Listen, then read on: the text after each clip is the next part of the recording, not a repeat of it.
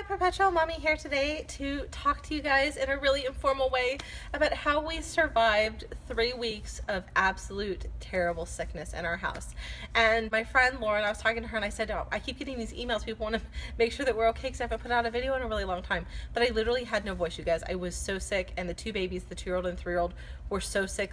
And so she's like, talk about like some of the comfort measures that you guys did. Talk about what you did to help keep the girls like sane and okay during the sickness. Now, I'm going to preface this, you guys, by saying I am not a doctor. I'm not a physician. Please do not use this video in replacement of going to see your physician. Please, please, please. For fevers, for anything that you are concerned about, go to your doctor, go to the ER, call the advice line, do what you need to do. But I just want to talk to you about what we did. So literally the girls started getting sick back on the 27th, or on the 22nd of December. And I was pretty sure that they had influenza A. Now, this is the first year we hadn't had the flu shots for a whole host of reasons. Mine mainly because I have an egg allergy and for the life of me couldn't find an egg-free vaccine. Now, I don't want to get into vaccine debates and all that kind of stuff with everybody, but we didn't have our flu shots. And so I was pretty sure, based on where we live in California and just kind of the flu epidemic, that that is what we had. So really high fevers, talking 102, 103, persistent dry cough, like incessant dry cough. The girls, their throats were hurting them.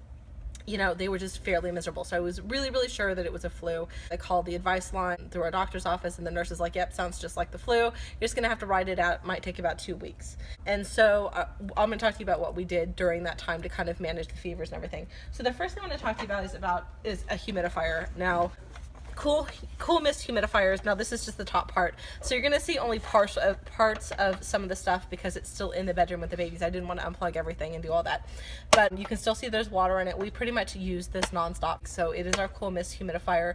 It is the one thing that made breathing more tolerable in the bedroom.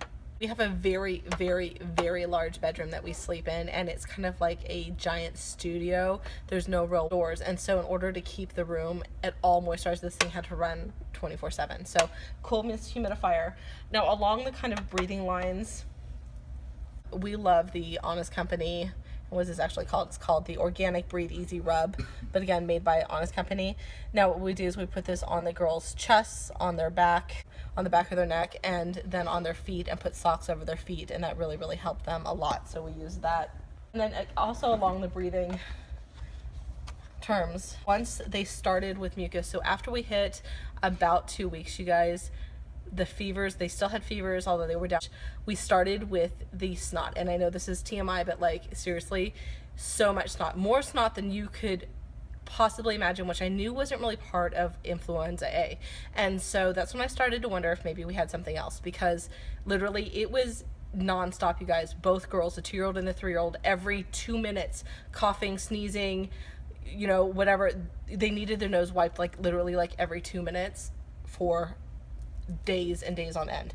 And so we were using the nose Fritas, both girls. Now, everything that I have for the girls, they each have their own, so everything's labeled with their names, so I didn't bring out both sets.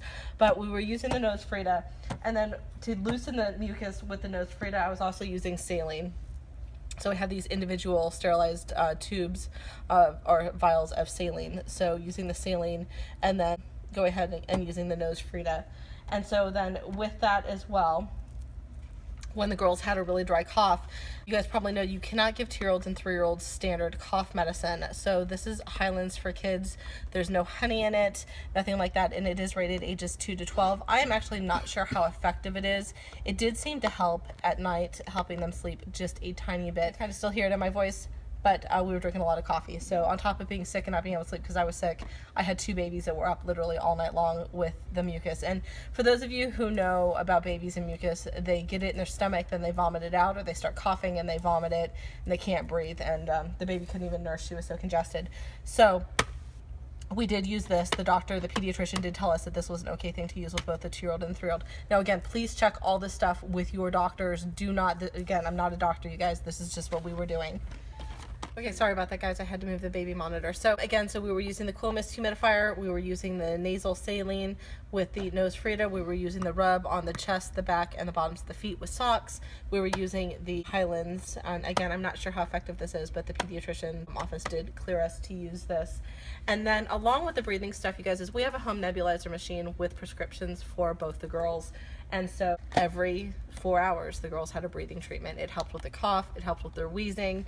So they had breathing breathing treatments, and I didn't bring out the nebulizer machine, but for those of you who have seen it, you know, you use a mask and a tube and you put the medicine inside and it makes a vapor and they breathe it. So it's kind of like an inhaler, but it's done with the machine, and it seems to be much more effective than an inhaler. So we also needed to control the fevers because literally girls had a fever anywhere between 103 and, you know, down to 99. Then we'd have 12 hours no fever and then back up with fever.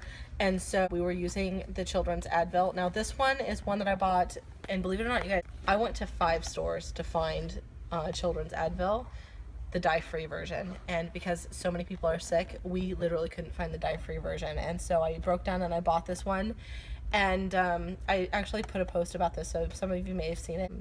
My 3-year-old, within seconds, you guys, within about 15 seconds of taking anything, either the red or the blue ones, she vomits it up. So we have a whole bottle of this because we're not using it. So my girls only take the dye-free one. The 2-year-old doesn't seem to have a problem with this one, but the 3-year-old, for what I'm not sure if it's the sugar or the taste or the dye, I'm not sure what it is, but it causes her to vomit it right back out. But we were using a fever reducer to control the fevers, along with cool washcloths and those kind of things to help reduce fever.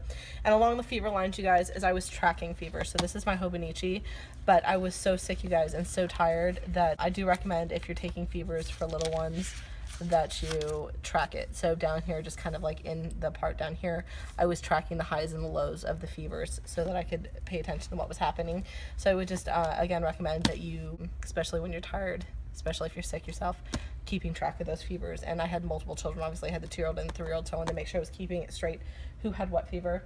Now to take the girls' temperatures, we do have a temporal scanner thermometer. We've had several versions of the thermometer. We got this first one just like this when my 14-year-old was a baby. They were brand new, and you guys, I think the first one we bought was like $200 because the technology was brand new. I think they're now like $30. I don't even know, but we've had several versions, and we keep coming back to this one just because it seems to be the most accurate. So that's the one that we use.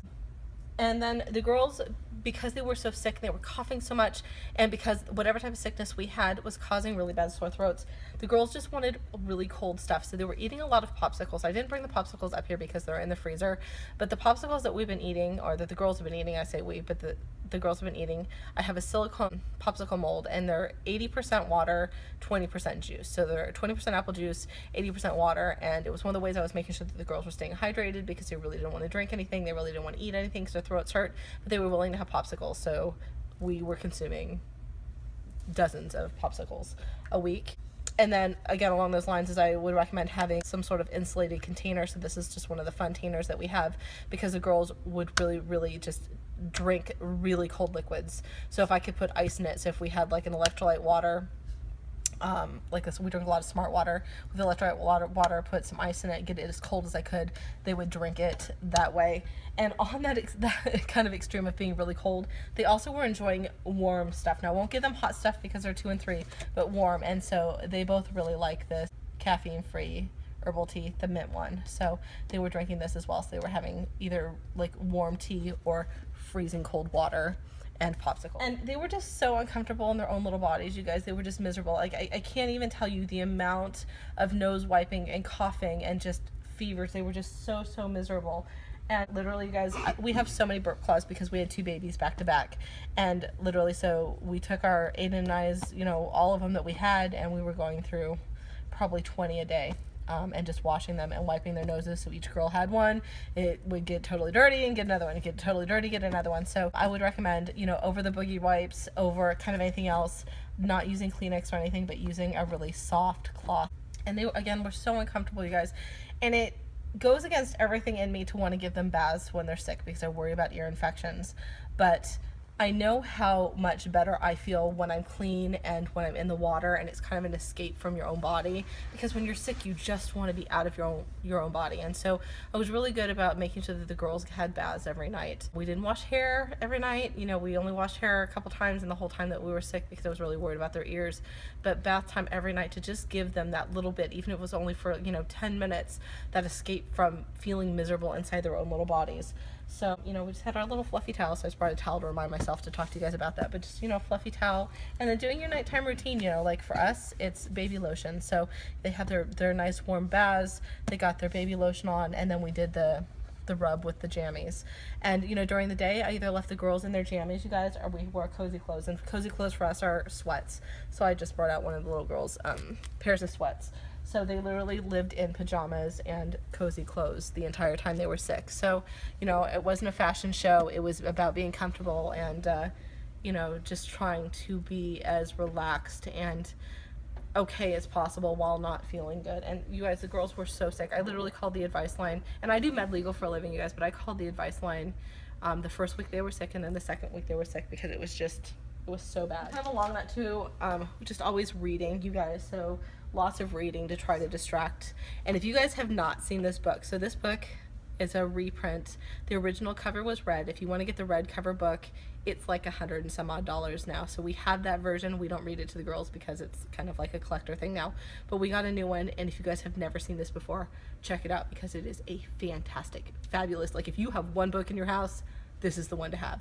But so we did lots of reading, and then I just brought out another book. One of the ones that the girls really like is Llama Llama, Mrs. Mama. We really like the Llama Llama series. So just a lot of just snuggling and cuddling and, you know, just singing and kind of all that kind of stuff. Hand washing. I didn't bring soap out, you guys, so my husband was really good about every night literally like cleaning every surface that anybody had touched. And you know, we were great about washing hands. There was a lot of hand washing, and because there was so much hand washing for myself, for the girls, for everybody, my hands are still trying to recover from all of that. So I have my Posh healer stick. I went through almost a whole healer stick just on my hands, but I found this at Target, you guys, and this is my favorite baby lotion of all time, CeraVe Baby. My girls have eczema. This takes care of it like incredible. But I saw this, and it's a CeraVe, and it's called a healing ointment. Put this on my nails, and it's like the cuticles and takes away all the dryness immediately. So this and the healer stick, loved it for that. And then with the girls, because once the fever started to go down and they started to actually sleep, they were sleeping so deep they were not waking up to go pee. So like the 3-year-old, she wouldn't wake up to go pee. She was like peeing her bed because she wasn't waking up. So we went back to putting the CJ's butter stick on with a pull-up when sleeping. And again, each girl has their names on them so we don't kind of cross-contaminate. But you guys know I love my CJ's butter sticks, and that really helped keep the skin nice and dry inside the pull-up.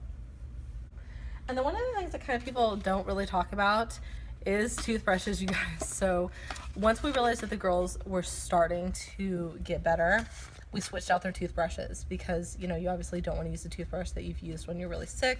And then once they're completely better, they got new toothbrushes as well. But I will tell you guys that what I thought was influenza A, once we hit the really bad mucus stage, I called the doctor's office again. And the nurse initially told me, no, it's just the flu. I said, no, something is different. Something's wrong. There's still fevers. They're waxing and waning, and the mucus isn't right with influenza A. And so I emailed the doctor, and he took us in that same day, and he said, yeah, they have a bacterial infection. So he actually thinks that we started with the flu, and then they had a bacterial infection on top of that.